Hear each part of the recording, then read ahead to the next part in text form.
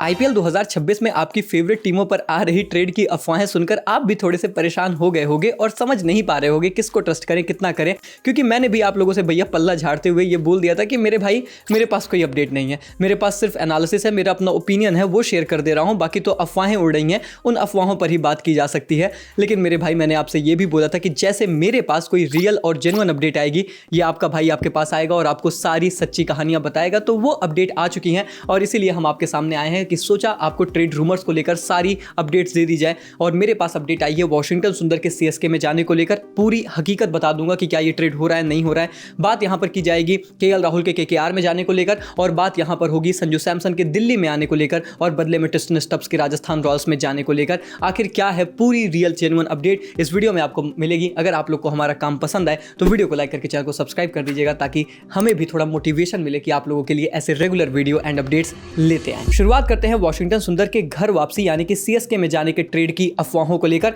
और इनफैक्ट मुझे याद है मैंने वीडियो की थी, मैंने भी बोला था कि इस ट्रेड के होने के चांसेस बहुत ज्यादा है, मुझे भी काफी लॉजिकल लगता है। इनफैक्ट दोस्तों हाल फिलहाल में क्रिकबज़ की रिपोर्ट ने यह चीज कंफर्म की है कि जी हां सीएसके ने अप्रोच किया था वॉशिंगटन सुंदर को, क्योंकि जब आर अश्विन चले गए तो उनको एक रिप्लेसमेंट चाहिए थी। पर अपडेट ने यह क्लेम किया कि गुजरात टाइटंस ने इस बात को सिरे से खारिज कर दिया और आशीष नेहरा ने साफ तौर पर कह दिया कि देखिए भैया सीधी सी बात है, हमने जिस खिलाड़ी में बहुत हैवली इन्वेस्ट किया है हम उसे कहीं नहीं जाने देंगे और वॉशिंगटन सुंदर हमारे साथ कंटिन्यू करेंगे। इनफैक्ट वॉशिंगटन सुंदर तो हाल फिलहाल में जिस तरीके की परफॉर्मेंस भारत के लिए किए हैं वैसे भी गुजरात मान ही गया होगा कि नहीं भैया इनको कहीं नहीं छोड़ना है। हालांकि ये भी बताया गया कि ये फैसला बहुत पहले ले लिया गया था और आशीष नेहरा ने बहुत पहले ही क्लैरिफाई कर दिया था सीएसके को कि हम वॉशिंगटन सुंदर को आपको नहीं देने वाले। तो एक्चुअली में ये जो ट्रेड अपडेट थी कि वॉशिंगटन सुंदर कुड ज्वाइन सीएसके, ये अब रियलिटी नहीं होने वाली है। और सुनने में ये आया है कि ना सिर्फ केवल वो सीएसके में नहीं जा रहे हैं बल्कि वो गुजरात टाइटंस के साथ ही स्टे करेंगे, कंटिन्यू करेंगे, क्योंकि गुजरात का कोई प्लान नहीं है वॉशिंगटन सुंदर को छोड़ देने का। वो उन्हें अपने की और इंपॉर्टेंट प्लेयर में कंसीडर करते हैं,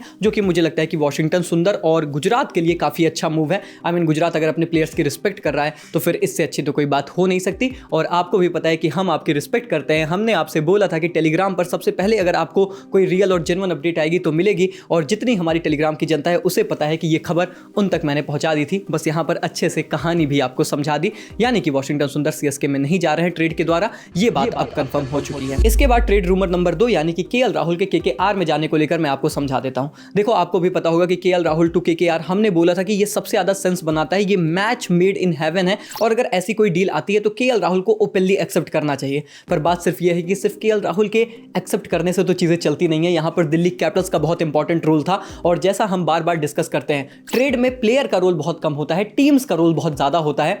दिल्ली कैपिटल्स छोड़ने को तैयार नहीं है, ऐसा प्रतीत होता है। जी हां दोस्तों, केएल राहुल टू केकेआर की ये जो जर्नी है इसको भी लेकर फिलहाल तो अपडेट यही क्लेम कर रही है कि ये ट्रेड डील भी बहुत कम ही प्रतीत हो रही है कि सक्सेसफुल हो रही है। और इसके पीछे का सबसे बड़ा कारण ये है कि केकेआर टीम अपने किसी भी इंपॉर्टेंट प्लेयर को छोड़ने को तैयार नहीं है। दिल्ली डिमांड अगर करे तो डिमांड करना चाहती है प्लेयर्स लाइक वरुण चक्रवर्ती और रिंकू सिंह, लेकिन सिरे से खारिज कर रही है केकेआर कि हम अपने किसी भी इंपॉर्टेंट प्लेयर को नहीं देना चाहते।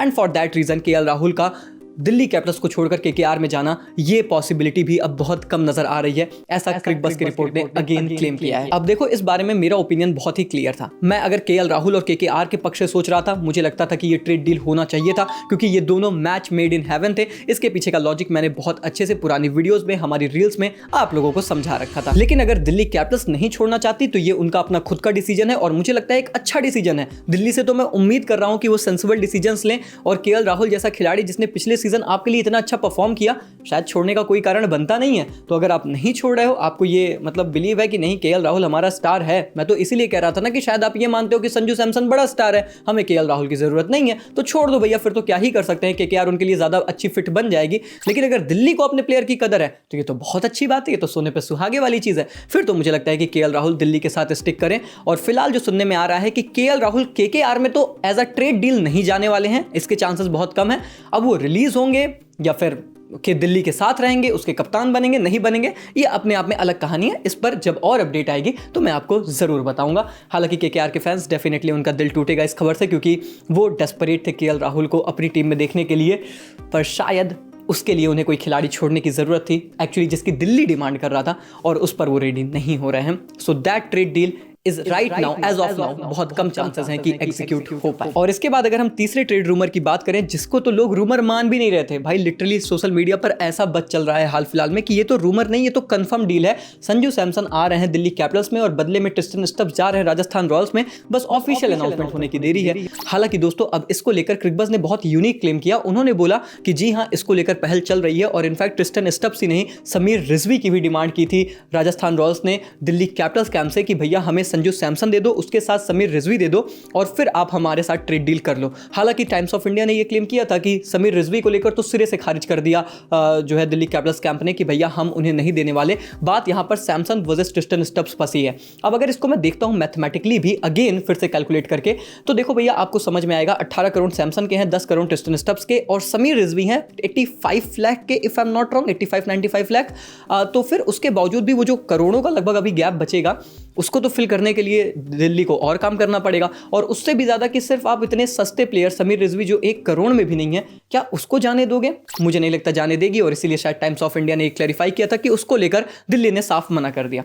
अब देखो मैं ये आप लोगों से बात बताना चाहता हूं कि मुझे तो ये लगता है, मैंने शुरू में भी यही बोला था, आज भी स्टिक करता हूं, मेरे पास कोई अपडेट नहीं है, पर मुझे नहीं लगता ये डील हो रही है। ये मेरा मानना है। मेरे पास जितनी भी सुनने में कहानियां आ रही हैं उसमें रियलिटी यही समझ में आ रही है कि ये डील नहीं हो रही। हालांकि मैं अगेन कहूंगा कि बहुत से लोग तो ये क्लेम कर रहे हैं कि कंफर्म है। तो वही बात है कि सिरे से किसी को खारिज करने के लिए मेरे पास भी पुख्ता सबूत होने चाहिए, वो नहीं है। तो मैं ये नहीं कह सकता कि एकदम ही खारिज है, पर मुझे नहीं लगता कि इसके होने के चांसेस ज्यादा है। इनफैक्ट दिल्ली के एक ऑफिशियल ने क्रिकबज़ से बात करते हुए ये बोला कि हम अपना मार्की प्लेयर क्यों छोड़ेंगे भैया, कहां से तुम लोग ये सुन रहे हो? ये अपने आप में शायद कहानी बताती है कि ट्रिस्टन स्टब्स को वो अपना मार्की प्लेयर मानते हैं। और मुझे लगता है कि नहीं मानते हो मेरे भैया तो मानो, क्योंकि वो है आपका marquee player. And for that reason I think कि इसमें भी ना कहानी ज़्यादा है, थोड़ी सी सच्चाई कम है। हालांकि अगेन इसके होने के चांसेस भी हैं, तो इस पर मैं ज़्यादा कुछ कमेंट नहीं कर सकता। मैं ये नहीं कह सकता कि ये डील नहीं हो रही है या फिर ये सिरे से खारिज कर रहा हूँ, पर मुझे पर्सनली लगता है कि होने के चांसेस कम है। ये बात मैं शुरू से कह रहा हूँ, ये बात मैं अभी भी कह रहा हूँ। बाकी अगर इसके अलावा मेरे पास अपडेट आई कि नहीं भाई ये डील हो रही है भैया, चाहे जैसे हो रही है, तो मैं डेफिनेटली हमारे टेलीग्राम पर शेयर करूँगा। फैमिली का हिस्सा बन जाइए और इसके साथ साथ इस वीडियो को लाइक कर दीजिए। लाइक करिए मेरे लिए, IPL अपडेट के लिए, अपने लिए, सब्सक्राइब करिए फैमिली का हिस्सा बनने के लिए और लाइक करिएगा वुमेन्स वर्ल्ड कप की जीत के लिए। जी हाँ भैया, हमारी छोरियाँ क्या कमाल की हैं ये आप सबको पता है। उस कमाल धमाल के लिए हमने बहुत ही स्पेशल रील बनाई थी हमारी वुमेन्स टीम पर। ये आप हमारे इंस्टाग्राम पर जाकर ज़रूर चेकआउट करिएगा और बाकी सेलिब्रेशन करिए। वुमेन्स वर्ल्ड कप जीते हैं भाई, बहुत बड़ा मोमेंट है। 1983 काइंड ऑफ अ मोमेंट है, क्योंकि वो मेंस टीम के लिए पहला विश्व कप था। वुमेन्स टीम के लिए ये पहला विश्व कप है। जो काम कपिल देव ने किया था वो हमारी हरमन ने करके दिखाया है, हमारे अपने घर में करके दिखाया। देखा था ना वो रोहित शर्मा को वो किस तरीके से देख रहे थे, वो मोमेंट उन्हें भी वो 2023 की अधूरी यादों को 2025 में पूरा होते देखा ना, महिलाओं के साथ ही देखा, पर वो अधूरी ख्वाहिश हमारी पूरी हुई है ना। फॉर एवरी, वो कहते हैं ना, for every 19th November there will be 2nd of November। तो यही सारी चीज़ें यार, बहुत बहुत बधाइयाँ। एक नए युग की शुरुआत है वुमेन्स क्रिकेट के लिए, उनके लिए बहुत बहुत बधाइयाँ। बाकी आपको बहुत बहुत बधाइयाँ। वीडियो को लाइक करके चैनल को सब्सक्राइब कर दीजिए।